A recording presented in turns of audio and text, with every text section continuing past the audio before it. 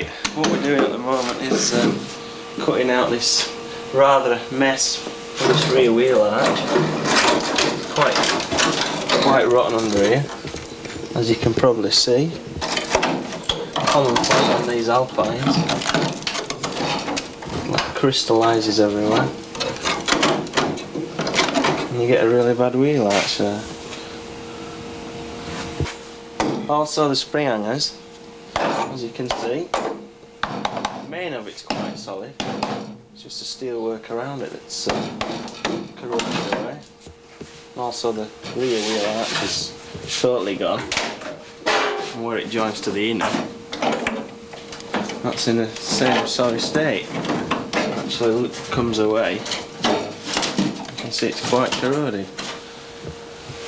Here we are with some nice rust.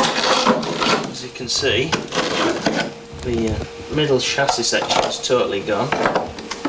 The floors are quite rotten. I think most of this is fiberglass. Seems to be quite a common thing on Alpines, this. Coming up to the top, this is what we've repaired. The centrepiece has been done. The floor pan, rear floor pan, the spring hanger. This is quite a common place where they rust.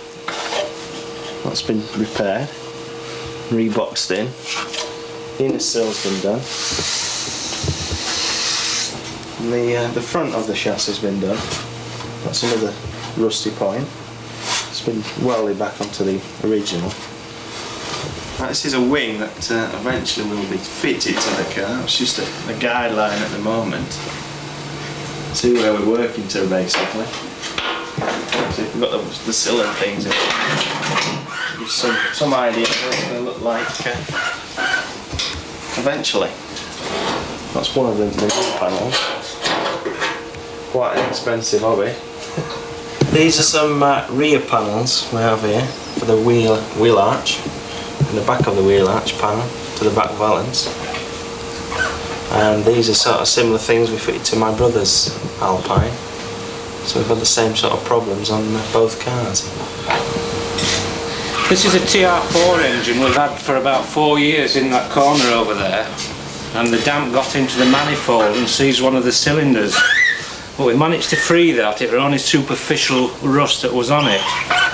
But now I think there's a problem with the big end shells.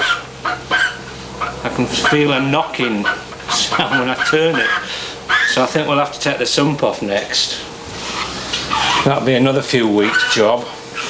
We've also done the chassis, which only took us about 3 weeks to do, which is on the floor here.